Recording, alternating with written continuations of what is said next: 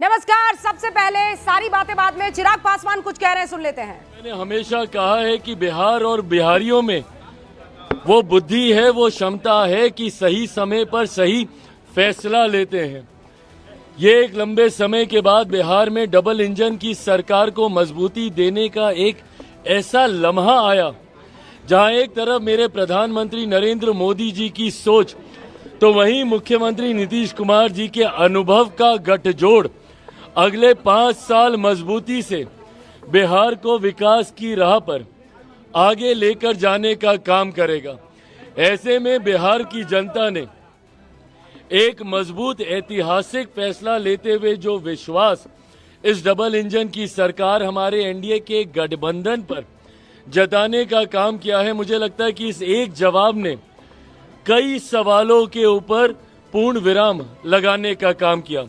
जो लोग मुख्यमंत्री नीतीश कुमार जी की स्वास्थ्य को लेकर सवाल उठाते थे, जो लोग पिछले 2 दशक के एनडीए के कार्यकाल को लेकर सवाल उठाते थे, जो लोग जंगल राज के होने ना होने और आज की तारीख में जंगल राज के क्या मायने हैं उस पे सवाल उठाते थे, या जो लोग मेरे प्रधानमंत्री की प्राथमिकता में बिहार कितना है उस पर सवाल उठाते थे, या जो लोग चिराग पासवान के बिहार फर्स्ट बिहारी फर्स्ट पे सवाल उठाते थे, गठबंधन में मेरी भूमिका के ऊपर सवाल उठाते थे कि इसके पास ज्यादा इसको सीटें दे दी गई, इतना ये लोग प्रदर्शन नहीं करेंगे। मुझे लगता है ये एक जवाब ने एक रिजल्ट ने कई प्रश्नों के जवाब देने का काम किया।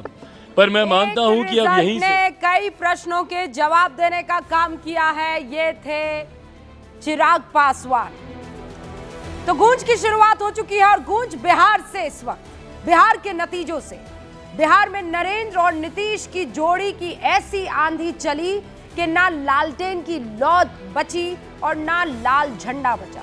राहुल की यात्रा फेल हो गई। तेजस्वी का हर घर नौकरी देने का वादा काम नहीं आया। जो चला वो भारत की सियासत का नया एम फैक्टर है।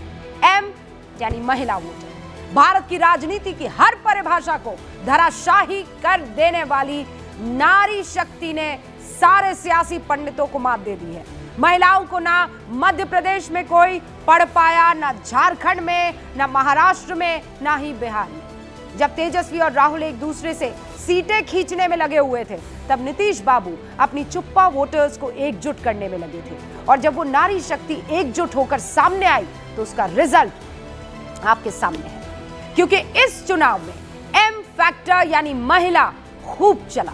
नतीजे बता रहे हैं कि बिहार में महिलाओं ने एनडीए के सुशासन पर खूब वोट लुटाए हैं। इससे साबित हो गया कि नीतीश के 10,000 रुपए के उस फॉर्मूले ने चुनाव में ट्रम्प कार्ड का काम किया है। बिहार चुनाव के नतीजों से जो तस्वीर सामने आई वो सिर्फ सुशासन सरकार पर मुहर नहीं है, बल्कि ये मुहर है भरोसे पर, जिसे एनडीए ने कायम रखा है। साथ में जीत की अहमियत भी आपको समझनी होगी। बिहार भारत का तीसरा सबसे ज्यादा आबादी वाला राज्य है। उसकी आबादी 79% है और उसकी जो आबादी है, आबादी का 89% जो है वो गांव में रहता है। ये बताता है कि बिहार का राजनीतिक संदेश वास्तव में पूरे ग्रामीण भारत की नब्ज है। बिहार में एक चीज जो हमने ग्राउंड पर देखी, मैं फिर कह रही हूं, हमने तो किलोमीटर रट लिए हैं। 2669 किलोमीटर की यात्रा हमने की। हमारी जीप, हमारी पूरी टीम 63 विधानसभा सीटों पर घूमी और हर विधानसभा सीट पर, चाहे वो मुस्लिम यादव बहुल सीट ही क्यों ना हो, वहां पर लोग महिलाओं के 6 बजे के बाद आजादी से घूमने की बात को नकार नहीं रहे थे। वो इस बात को कबूल कर रहे थे। सड़कों के जाल को नकार नहीं रहे थे, इस बात को कबूल कर रहे थे। बिहार के लोगों की मेहनत, संघर्ष और आत्मसम्मान, जब बात आत्मसम्मान की आई तो उसे एनडीए ने कहीं ना कहीं कैच किया और उम्मीद जताई कि हम ये देंगे। यही भावना वोटिंग में दिखी। जनता ने बार बार ये दिखाया कि वो उस नेतृत्व के साथ खड़ी होती है जिस पर वो भरोसा करती है। इस बार का वोट सिर्फ सरकार बदलने या बनाने का फैसला नहीं था, बल्कि उस विश्वास पर मोहर है जो नीतीश कुमार ने पिछले 20 साल से जनता के दिल में बनाया। बिहार और नरेंद्र मोदी के बीच पिछले 1 दशक से वो विश्वास बना हुआ है। इस चुनाव में भी यही विश्वास निर्णायक बनकर उभरा है। 2014, 2019, 2024 के लोकसभा चुनाव हो या फिर 2020 और 2025 के विधानसभा चुनाव, लगातार 5 चुनावों में एनडीए को भारी समर्थन यह बताता है कि विश्वास कायम है। यह किसी सामान्य राजनीतिक ट्रेंड का हिस्सा नहीं है, बल्कि एक स्थिर नेतृत्व पर जनता का भरोसा है। बिहार के मतदाताओं ने फिर दिखाया है कि विकास, स्थिरता और राष्ट्रीय नेतृत्व के प्रति उनका रुझान लगातार रहा है। और इस बार का प्रचंड बहुमत जो है वो इसी लंबे रिश्ते, भरोसे और अपेक्षित प्रदर्शन का परिणाम है। मैं फिर कह रही हूं कि ऐसा नहीं है कि उन तमाम इलाकों में जहां हम गए शिकायतें नहीं हैं। शिकायतें हैं, भर भर कर शिकायतें हैं, लेकिन विश्वास भी उन्हीं पर है। ये आंकड़े दिखा रहे हैं। 204 पर एनडीए है इस वक्त जब मैं आपसे बात कर रही हूं, और एक के बाद एक ये जो आंकड़े 34 पर महागठबंधन है। ग्राउंड पर एनडीए काम कर रही है, जनता के दिल में जगह बना रही है और इसका परिणाम दिख भी रहा है। लेकिन चुनाव के दूसरा पक्ष जो है महागठबंधन, क्या चूक हो गई? ये चिंतन महागठबंधन को करना होगा, बजाय इसके कि कटघरे में खड़ा कर दे वो चुनाव आयोग को। खेल में आप हार गए हैं तो आप कोच को, आप वहां पर मौजूद रेफरी को और दर्शक को, ग्राउंड को, पिच को, बॉल को, बैट को, इन सब को कटघरे में नहीं खड़ा कर सकते। अगर आप हारे हैं तो आपको अपने खिलाड़ियों पर, अपनी स्ट्रैटेजी पर जरूर चिंतन करना होगा। और सूत्र हमें बता रहे हैं कि कांग्रेस में मंथन शुरू हो भी गया है।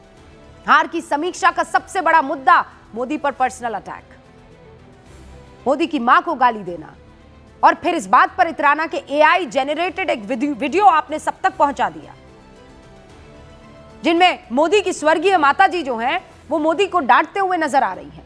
आपको लगता है देश की जनता को यह सब पसंद आएगा?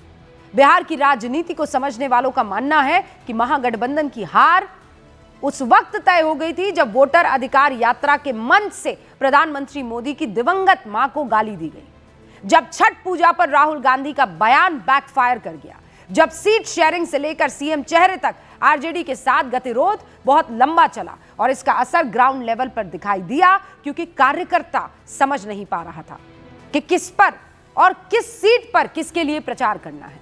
महागठबंधन की परेशानी सिर्फ इतनी भर नहीं है, बिहार की जनता ने यह बता दिया है कि विपक्ष का नैरेटिव भी फेल रहा। वो वोट चोरी का नैरेटिव हो, सरकारी नौकरी वाला नैरेटिव हो, गद्दी छोड़ वाला नैरेटिव हो, एसआईआर वाला नैरेटिव हो, सब फेल हो गया। जिस वोट चोरी के मुद्दे को लेकर राहुल गांधी ने बिहार में 16 दिन में 1300 किलोमीटर से ज्यादा की वोटर अधिकार यात्रा निकाली, 25 जिलों की 183 सीटों से होकर गुजरी।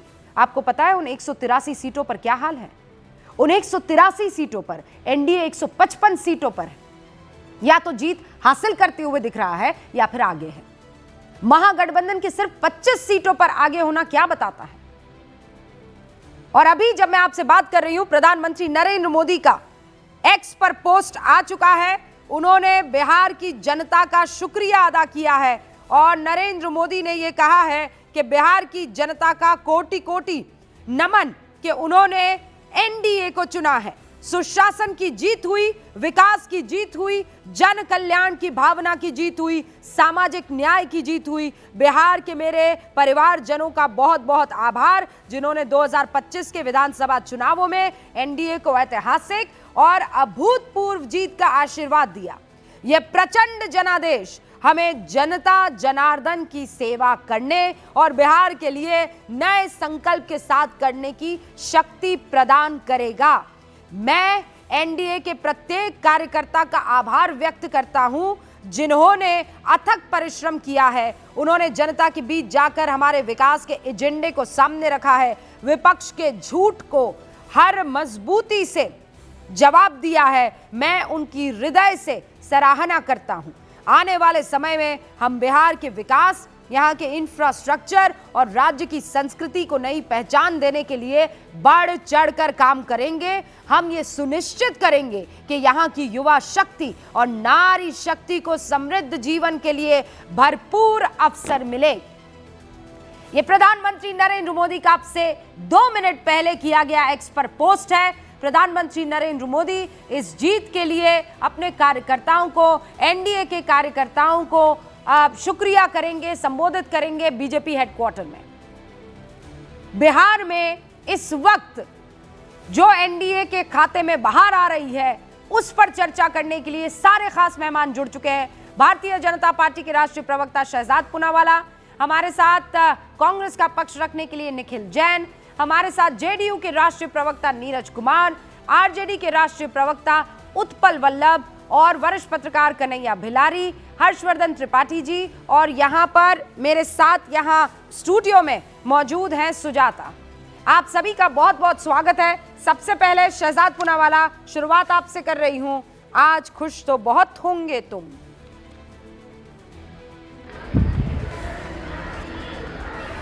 रूबिका जी, मैं तो खुश हूं क्योंकि जनता ने एक बार फिर से यह सुनिश्चित किया है कि सुशासन का राज चलेगा, जंगल राज नहीं चलेगा। जननायक को सम्मान देने वाले लोग रहेंगे, गण नायक वाले नहीं रहेंगे। उन्होंने सुनिश्चित किया है कि किस प्रकार से, इस एको को ठीक करा दीजिए। उन्होंने सुनिश्चित किया है कि खाते में पैसा डालने वाले रहेंगे, कट्टे में गोलियां डालने वाले नहीं रहेंगे। उन्होंने सुनिश्चित किया है कि नीतीश और मोदी जैसे ईमानदार रहेंगे, भ्रष्टाचारी और जंगल राज के पुरोधा नहीं रहेंगे। और इसीलिए आपने तो एक एम की बात की रूबिका, मैं तो समझता हूं 4 एम है। एक एम है महिला सशक्तिकरण का टेम्पलेट जो मोदी जी ने पूरे देश में और बीजेपी एनडीए की सरकारों ने प्रदेश में किया है गत 20 वर्षों से। दूसरा एम है मिशन फॉर बिहार, जिस मिशन के साथ हमने बिहार को कुशासन से, जंगल राज से बाहर निकाला। तीसरा है management skills of Amit Shah, इसके ऊपर भी बात होनी चाहिए।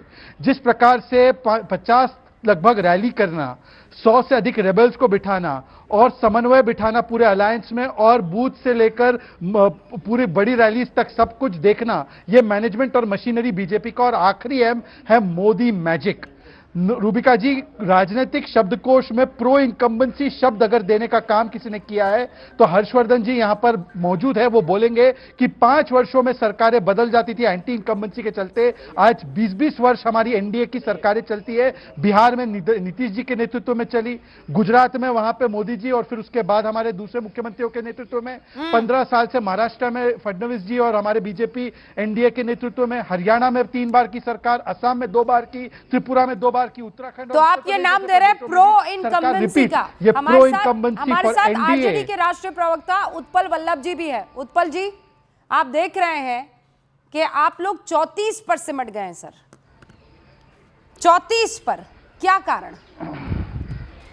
देखिए, जो बिहार से संबंधित मुद्दे थे उन मुद्दों को हम लोग उठाए और हम लोग मुद्दों को पब्लिक तक ले जाने में मैं समझता हूं ये हो सकता है कि हमारी विफलता हो। उसके कारण और भी बहुत सारे कारण हैं। अभी पार्टी इस पर समीक्षा करेगी और सारे कारणों पे जब तक नहीं आ जाता है तब तक हम ये कहने में भी थोड़ा जल्दी होगा।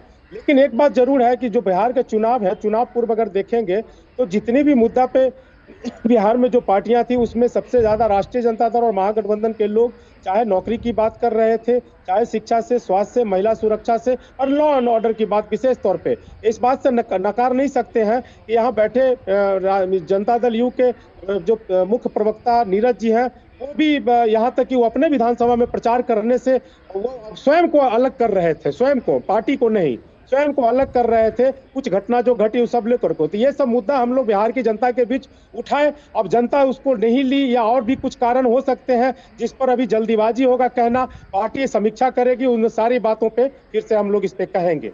नहीं, लेकिन मैं तो ये समझ रही हूँ कि आपकी बातें पहुंच नहीं पाई, पर ऐसी भी क्या कि 204 पर एनडीए और आप लोग 50 का आंकड़ा, मतलब आपको पता है लीडर ऑफ ऑपोजिशन भी आपके खाते में नहीं आएगा। तो कह रहा हूं आपको कि उन पे बातचीत करके समीक्षा करने के बाद इस पर बातचीत होगी। लेकिन एक बात तो मैं कह रहा हूं कि चुनाव पूर्व चाहे वो शिक्षा की बात हो, चाहे वो स्वास्थ्य की बात हो, चाहे नौकरी की बात हो, तमाम उन बातों पे महागठबंधन के नेता ही बात कर रहे थे। इवन प्रधानमंत्री भी आए तो कट्टे की बात कर रहे थे। नहीं तो वो आपके मन से कट्टे वाला गाना गाया भी तो गया। इज्जिया यादव जी के मन से एक बच्चे ने गाया था ना कि कट्टा सटा दे, आने दो तेजस्वी की सरकार एक बार। रूबिका जी, ये गाना जो है ना पवन सिंह जी ने गाया है। अब पवन सिंह आज प्रचार कर रहे थे भाजपा के साथ में। खैर चलिए, पब्लिक ने, बिहार की जनता ने जो जिनको स्वीकारा है वो तो आपके सामने है, लेकिन जो बात और परसेप्शन देखिए, अभी छवि प्रबंधन का भी बात कर रहे थे, अभी कह रहे थे, भाजपा के प्रवक्ता कह रहे थे कि अमित शाह जी का प्रबंधन, तो कुछ दिनों से छवि प्रबंधन भी बहुत जबरदस्त ढंग से हो रहा है। देखिए विपक्षियों का छवि का जो है ना प्रबंधन, आप भी अब लगातार 1 महीना 1.5-2 महीना से, और आज भी आप भैया ये काम तो आप सुनिए उत्पल जी अब पछताए हो क्या जब चिड़िया चुग गई खेत? आपके पास तो बतेरा टाइम था, जिसे कहते हैं ना, पछताने की बात नहीं है, बहुतेरा टाइम था, पछताने की बात बहुतेरा टाइम था। उत्पल जी, आज भी आप जो मुद्दा बनाएंगे कि प्रधानमंत्री जी की मां का अपमान का बात, तो बिहार सरकार के प्रशासन ने भी ये तय पहले ही कर चुका था कि बिहार के राष्ट्रीय जनता दल और कांग्रेस के लोगों से उस व्यक्ति का कोई संबंध नहीं है। बावजूद इसके आप लोग भी, इसके बावजूद इसके आप लोग भी लगातार चलाते रहे कि प्रधानमंत्री जी की मां का अपमान किया गया। अब आप मुझे क्या, आप मुझ पर इल्जाम लगाकर क्या कर लीजिएगा? आप लोग मीडिया से ही लड़ते रहिएगा प्रभु। आपको ये देखिए 34 सीटें मिली है, थोड़ा सा धैर्य रखिए और आत्मचिंतन और मंथन कीजिए। कब तक दूसरों को आप इल्जाम लगाते रहेंगे, घेरते रहेंगे? उत्पल जी, आप पढ़े लिखे इंसान मुझे लग रहे हैं। मुझे लगता है आप जैसे तमाम लोगों को, अपने लीडर्स को जाकर ये समझाना चाहिए कि बहुत हो गया ये, कि इसकी वजह से हारे, इसकी वजह से हारे, मीडिया ने हराया, चुनाव आयोग ने हराया, फला ने हराया। हम लोग तो हम कह रहे हैं उत्पल जी, हम लोग तो समझाते हैं, हमारे लीडर भी समझाते हैं, लेकिन आप जो सामने आकर के समझा देते हैं उल्टा ना, उसका भी बहुत तो इसका मतलब यह है कि हमको चुनाव लड़ लेना चाहिए भैया। आप लोगों से नहीं हो पा रहा है फिर तो। आपको नहीं मालूम है कि प्रधानमंत्री, अरे उत्पल जी, अगर देश हमारी बात सुन रहा है और आपकी बात नहीं सुन रहा है तो फिर तो आप फेल ही है ना, फिर तो फेल हो गए आप। अब नीरज जी के लिए जो आपने जिक्र किया था, मैं लड़ना नहीं चाहती हूँ सर, आज रुक जाइए प्लीज। आज सुबह से देखिए सर, आज तो रूबिका लियाकत में इतनी अभी एनर्जी 6 बजे 5 बजे तो नहीं रही है, सुबह 6 बजे से सर हम यहाँ पर ड्यूटी लगाए हुए हैं और पिछले 21 दिनों से हम बिहार में, नहीं मैं कह रही हूँ 21 दिनों से बिहार में। तो अब इस बात को समझिए, हम आपस में मोहब्बत में बात कर लेते हैं। 34 सीट, हाँ तो बढ़िया बात है। 34 सीटों में थोड़ा सा सब्र ले आइए, धैर्य ले आइए। नीरज बाबू, इस बार आपने जो ये प्रचंड बहुमत लाया है, इसके पीछे क्या वजह है, संक्षेप में बताइएगा। सबसे पहले तो कि आदरणीय प्रधानमंत्री जी, माननीय मुख्यमंत्री जी और एनडीए के घटक दल के शीर्ष नेताओं के अथक प्रयास एवं माननीय बिहार की जनता के प्रति आभार कि उसने प्रचंड जनादेश दिया। उत्पल जी, जरा हिम्मत दिखाना चाहिए राजनीति में।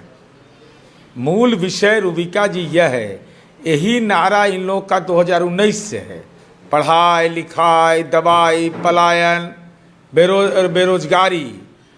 तो सवाल यह होता है कि तेजस्वी जी के नेतृत्व को स्वीकार नहीं कर रही है जनता ना। क्यों भाई, आप कहाँ थे, कहाँ पहुँच गए? उसका कारण यह है, देखिए कारण सीधा है। अब 4 राज्य में आप पर मामला दर्ज है, करप्शन का मामला दर्ज है, और आप कहिए करप्शन बढ़ गया, आप कहिए जंगल राज आ गया, और इतलाल यादव जी के प्रचार के लिए लालू जी निकल पड़ते हैं। बस दर्शकों को एक बार ये एक रिपोर्ट कार्ड आया है, वो बता देना चाहती हूँ। रिपोर्ट कार्ड टीम ने हमारी तैयार किया है। बिहार में रिपोर्ट कार्ड क्या बता रहा है? सबसे पहले 101 सीटों पर लड़ती है बीजेपी, 95 सीटें जीतती है और नंबर कितना आता है? 94.06%। ये स्ट्राइक रेट रहता है। फिर दूसरे नंबर पर आ जाइए जेडीयू, नीतीश बाबू। अब तक कहाँ ये रुझान है, अभी नतीजों का इंतजार कर रहे हैं। 101 पर लड़े, जीते 84 सीटें। कितना रहा उनका नंबर? स्ट्राइक रेट रहा 83%। अब आगे की तरफ आप आइए, ये है चिराग पासवान, तीसरे नंबर की सबसे बड़ी पार्टी बन जाते हैं भैया, तीसरे नंबर की। हाँ नहीं, कांग्रेस नहीं, आरजेडी से भी बड़ी पार्टी बन जाते हैं। कांग्रेस तो कम पर लड़ी ना, आरजेडी ज्यादा पर लड़ी। लाइए जरा वो रिपोर्ट कार्ड लाइए भैया स्क्रीन पर, वो रिपोर्ट कार्ड बिहार का, जिसमें ये देखिए तेजस्वी यादव की मैं रिपोर्ट कार्ड बताऊं उससे पहले चिराग पासवान लड़े 28 सीटों पर, जीते 20 सीटों पर 71.43% के साथ। बढ़िया स्ट्राइक रेट। सब कह रहे थे क्या ही कर पाएंगे ये भैया, हैं इतनी सारी सीटें काहे ले ली इस आदमी ने। और ये देखिए 143 सीटों पर लड़ते हैं तेजस्वी बाबू, 24 सीटें जीतते हैं, चौथे नंबर की पार्टी बनते हैं। स्ट्राइक रेट रहता है 16.78%। खुद भी ट्रेल कर रहे थे राघोपुर से। अब आ जाइए, अच्छा तीसरे नंबर की पार्टी हो जाती कि चिराग पासवान इनसे कम सीटें लाए। अब ये आप आइए, सबसे खतरनाक परफॉर्मेंस जिसे कहते हैं, ये इलेक्शन के एग्जाम का परिणाम है, जिसमें राहुल गांधी जो हैं हर जगह रेड इंक से उनके निशान पाए जा रहे हैं। लड़े हैं 61 सीटों पर, जीते केवल 2 सीटों पर। नंबर आते हैं कितने परसेंटेज स्ट्राइक रेट? 3.28%। वो भी कब? जब 1300 किलोमीटर की यात्रा करते हैं। नीरज बाबू बात फिनिश कीजिए, उसके बाद मैं निखिल जैन का रुख करूंगी।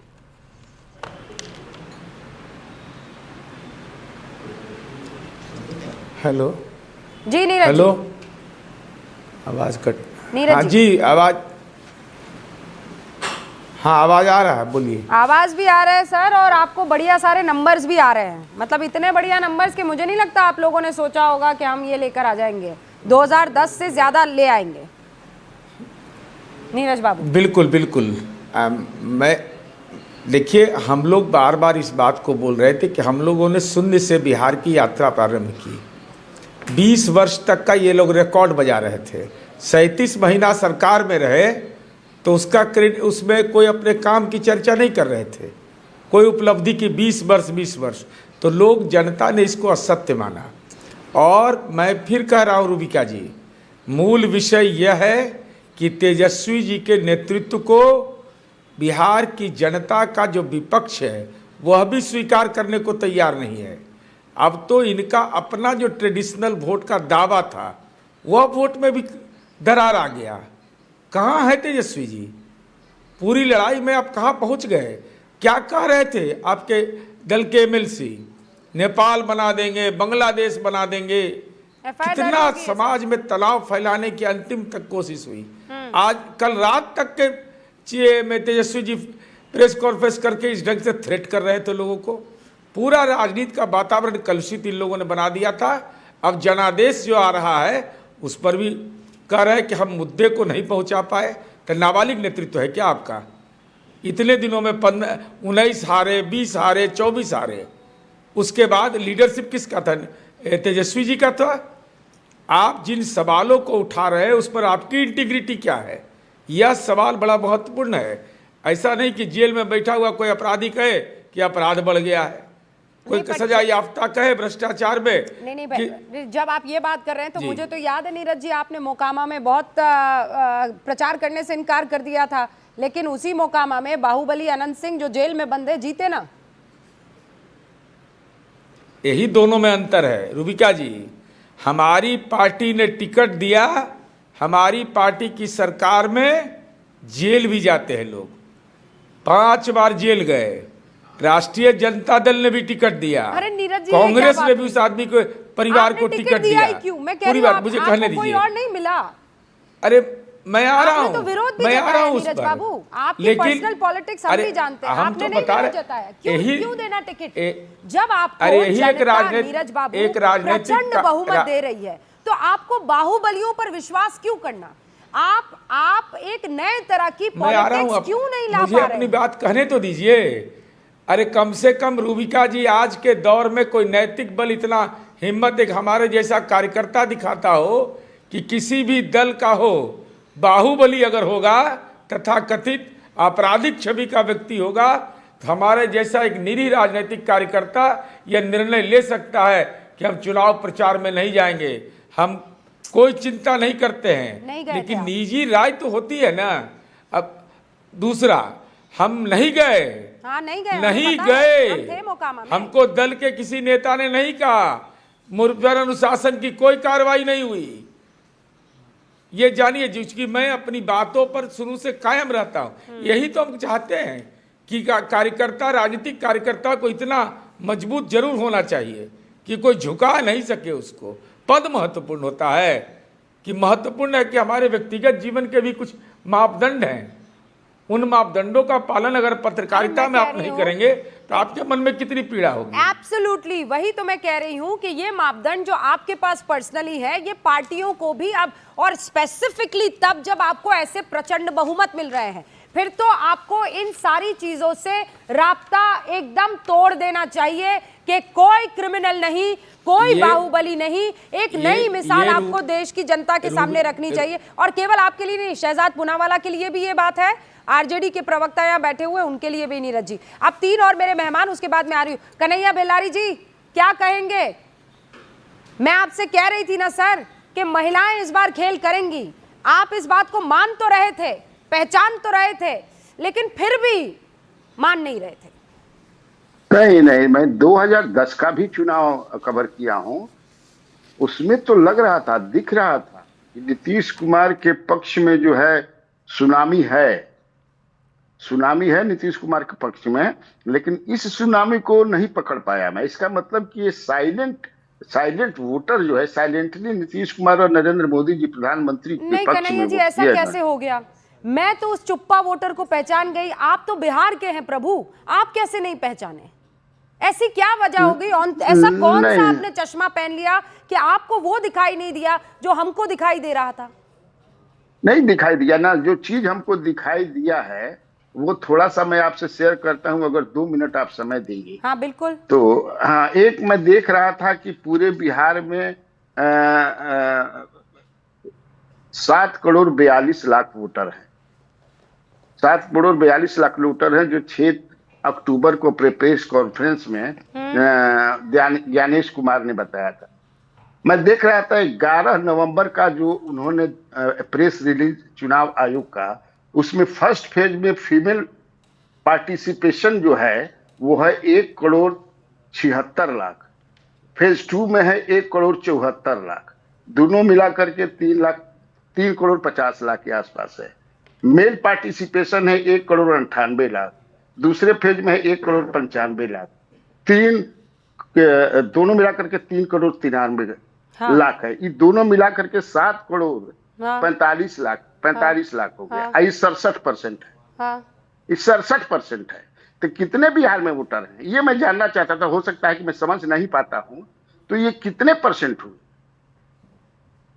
हमको बताइए। आप प्रेस रिलीज 11 तारीख का उसके पेज पर है, आप देख लीजिए। अच्छा ठीक है, हम देख लेंगे। पर आप कवि की व्याख्या क्या है? कवि कहना क्या चाह रहे हैं? आप जो कवि कहना चाहता है वो समझ लीजिए।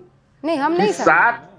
7 करोड़ 45 लाख लोगों ने वोट दिया। और वो केवल 67% पोलिंग। इसका मतलब बिहार में लगभग 11-12 करोड़ वोटर है ना। आप देख लीजिए। अरे नहीं सर, ये क्या कैलकुलेशन कर रहे हैं आप? अरे प्रेस रिलीज है उनका। प्रेस रिलीज ये रहा लिखा हुआ है 7 करोड़ 45 लाख 26,858 वोटर हैं। तो इसमें कंफ्यूजन कहाँ है? इतना वोट दिए हैं साहब, पार्टिसिपेशन है इतना। ये टोटल वोट। इतना अरे नहीं पार्टिसिपेशन बाबा, इतने वोटर हैं। किसने कहा सर आपको? सर एक मिनट में पढ़ता हूं, उसका हिंदी अनुवाद भी कर दूंगा आपके लिए। 0 appeals during SIR in Bihar with 7 crore 45 lakh 26,858 electors in the final electoral roll.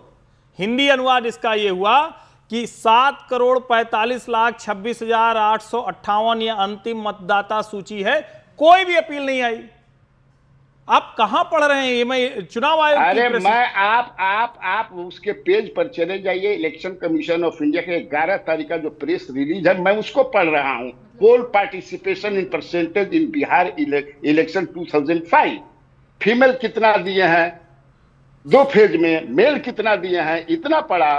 और टोटल जो 6 अक्टूबर को आदरणीय चीफ इलेक्शन कमिश्नर ने कहा था, बोला है उन्होंने 6 अक्टूबर कन्हैया बेलारी जी, एक सेकंड रुक जाइए सर। आप ये काम करेंगे तो ये नहीं, ये बहुत गलत होगा। मैं समझ नहीं पा रहा। नहीं, आप अगर भ्रम की स्थिति पैदा करेंगे तो ये ठीक नहीं होगा सर। आप भी चौथा स्तंभ भ्रम नहीं है। मैंने कहा मैं मूड हूं। सर ऐसी बातें करेंगे तो फिर मुझे वो कहना पड़ेगा जो आप अपने लिए इस्तेमाल कर रहे हैं। आज जो नतीजे इस वक्त साफ तौर पर दिखाई दे रहे हैं, आपने कहा रूबिका जी वेट कीजिए, मुझे लगता है 2015 के नतीजे होंगे। अब वो 2015 के नतीजे नहीं आए तो आप कह रहे हैं कि ये सिर्फ इसलिए हो रहा है क्योंकि कोई धांधली हुई है। Shahzad Munawara please respond to it, और उसके बाद मेरे बाकी 2 मेहमान।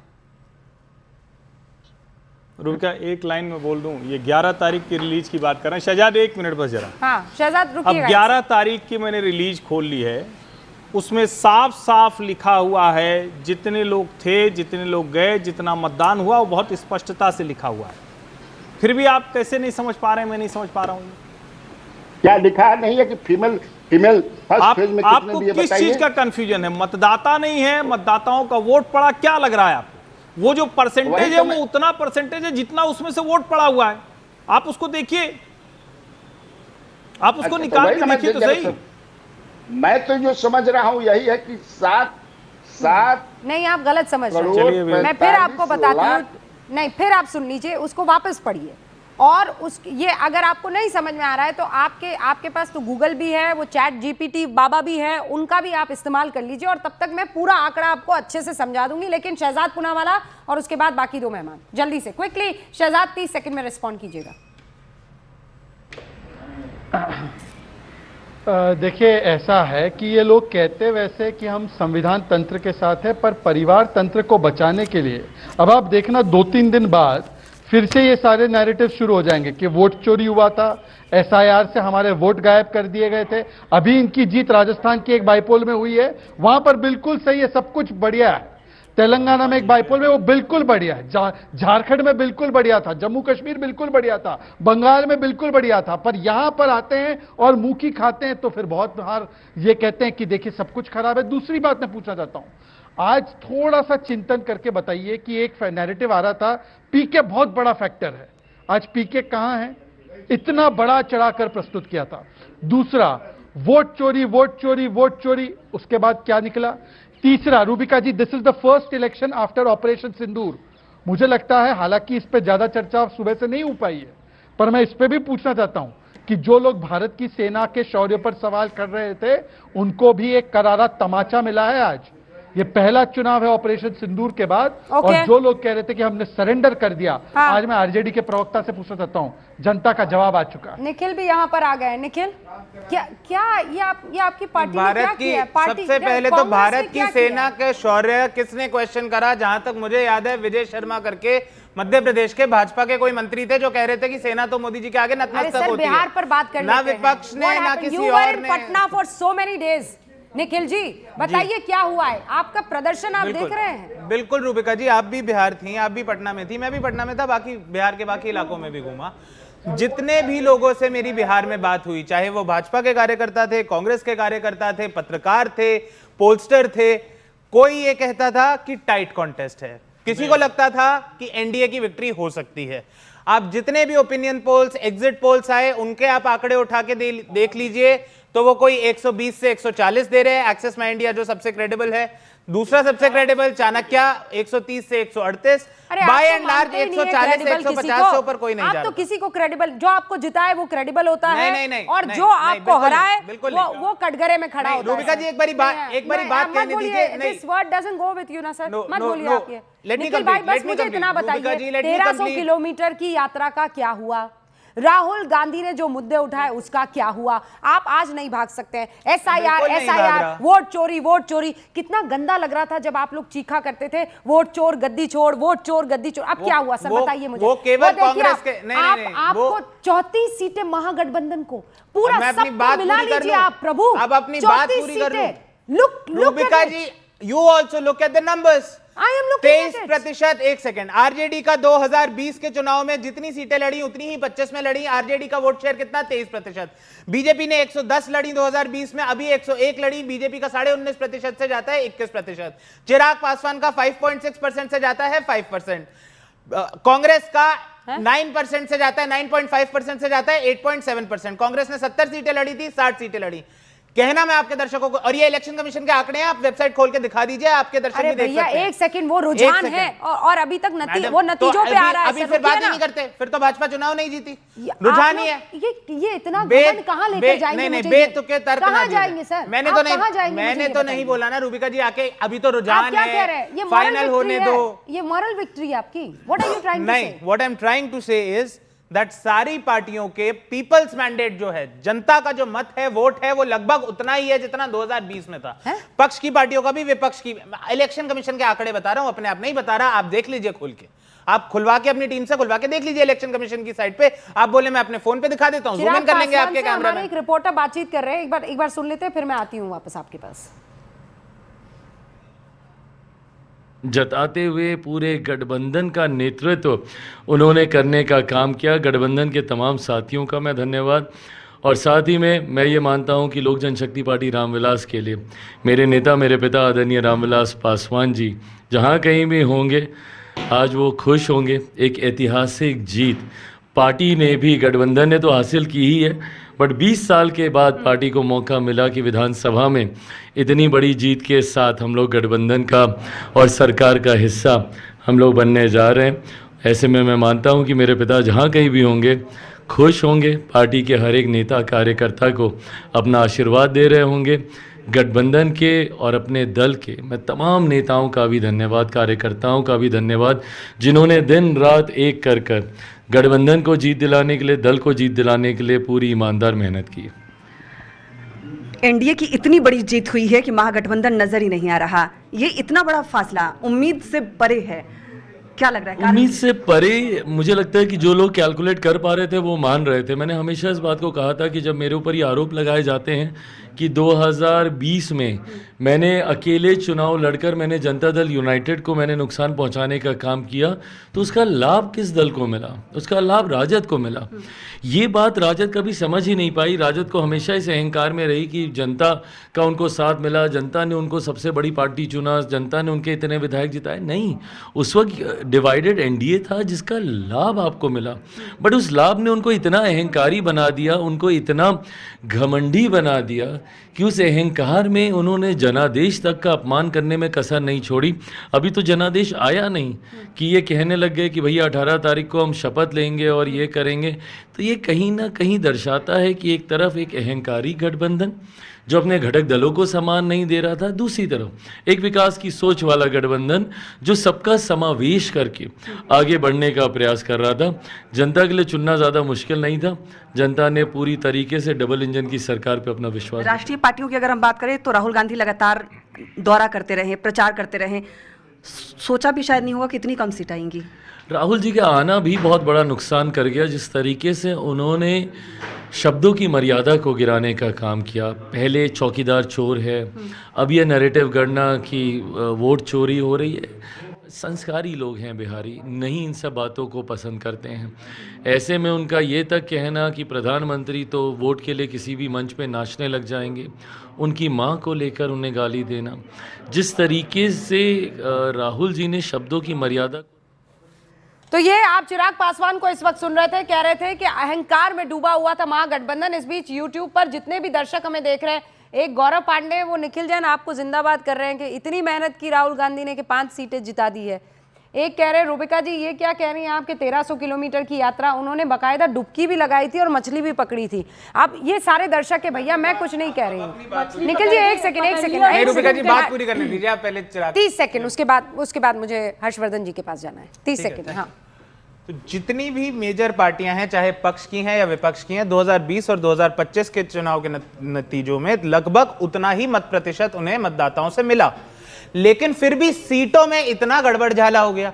आरजेडी जिसके जितने प्रतिशत वोट थे पिछली बारी उतने ही अभी हैं। अब आरजेडी 25-30 के आसपास घेर-फेर में घूम रही है और पिछली बारी 75 लाई थी। अरे भैया, चिराग पिछली बार आपको चुनाव चिराग की बात ही नहीं कर रहा मैं। आरजेडी 77 सीटें लड़े थे चिराग। आप चिराग नहीं मुझे लगता था मैं खराब हूँ मैच में, आप तो बहुत खराब हैं। रूबिका जी आरजेडी की बात कर रहा हूँ, एलजेपी की नहीं, राजद की बात कर रहा हूँ, तेजस्वी यादव की भैया राजद चिराग जेडीयू के खिलाफ बीजेपी ने खड़ा करा था उन्हें नीतीश का सफाया करने के लिए। बस, तो वो जेडीयू और एलजेपी का चलो मैच एक अलग है। बहुत बढ़िया। आरजेडी की सीटें इतनी बहुत बढ़िया। 34 सीटों के साथ मुझे निखिल जैन की पार्टी ने सरकार बनाई। खुश? अब रुक जाइए हर्षवर्धन जी। नहीं, आप मुझे बोल दिया सर, प्लीज रुक जाइए। नहीं, बस 10 सेकंड दीजिएगा बात कंप्लीट करने के लिए। आप कांग्रेस और आरजेडी पे आरोप लगा सकते हैं कि फेस सेविंग के लिए हार गए तो वोट चोरी आप ना उत्पल वल्लभ से सीखिए। आरजेडी के प्रवक्ता है, कितना मैच्योरिटी के साथ उस इंसान ने अपनी हार को कबूल किया।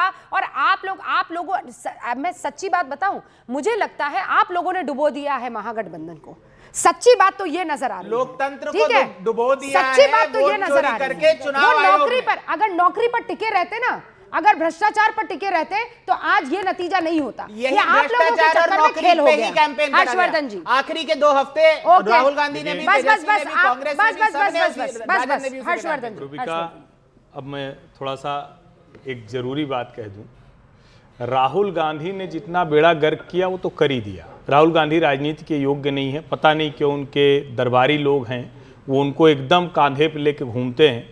और बड़ी मैं स्पष्टता से ये बात कह रहा हूँ कि इस चुनाव में जो नीतीश कुमार को हम जैसे लोग भी अंडर एस्टिमेट कर रहे थे, मुझे भी लगता था 60 के आसपास जेडीयू की सीटें आएंगी, मैंने शायद कहा भी था कि 80 भारतीय जनता पार्टी आएगी, 60 के आसपास बीजेपी होगी, और राष्ट्रीय जनता दल को मैं 70 के आसपास आंक रहा था। मुझे लग रहा था कि ये इस तरह का कुछ परिणाम होगा। प्रचंड बहुमत मुझे भी साफ साफ दिख रहा था एनडीए का। लेकिन जब ऐसे कुतर्क आने लगे जो निखिल जैन और कन्हैया भिलारी कर रहे हैं, तो फिर क्या होगा इन पार्टियों का? ये लोग इनके समर्थक के तौर पर एक विचार दे रहे हैं, आप उनको और भ्रम में डाल रहे हैं। जो सामने दिख रहा है, और मैं फिर कह रहा हूं, नीतीश कुमार के ऊपर आप चाहे जो आरोप लगाएं, लेकिन नीतीश कुमार बिहार को कहां से कहां लेकर गए हैं इसकी कोई कल्पना नहीं कर सकता। वहां के लोग जान रहे हैं, और आप जानते हुए जब उसको नहीं बताते हैं तो ये मुश्किल है, ये बौद्धिक बेईमानी के तौर पर। मुझे आप लोगों से विदा लेनी है, उससे पहले मैं चाहती हूँ एक एक लाइन में अपनी अपनी बात कह दी, एक लाइन, हाँ, उससे आगे नहीं, ठीक है? शहजाद पूनावाला, आज की जीत पर।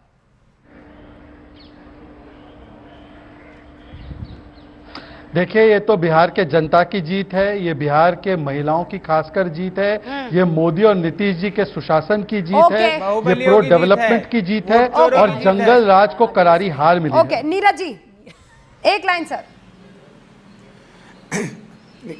ये देश के आदरणीय प्रधानमंत्री जी, माननीय मुख्यमंत्री जी और एनडीए के घटक दल के नेतृत्व में यह शानदार जीत है, इस बात के लिए कि बेटियों का सशक्तिकरण का बिहार रोल मॉडल बना है। वन लाइन, उत्पल जी। तमाम आंकड़े जो विकास के हैं वो सबसे पीछे बिहार है, बावजूद इसके ये मुद्दा न बन पाना, यह बिहार का रिजल्ट है। ओके सर, हर्षवर्धन जी। बिहारी स्वाभिमान की जीत है। जाति के खांचे में बिहार को बांधने वालों को करारा तमाचा बिहारी जनता ने दिया है। ये मैंडेट। बेल्लारी जी, वन लाइन।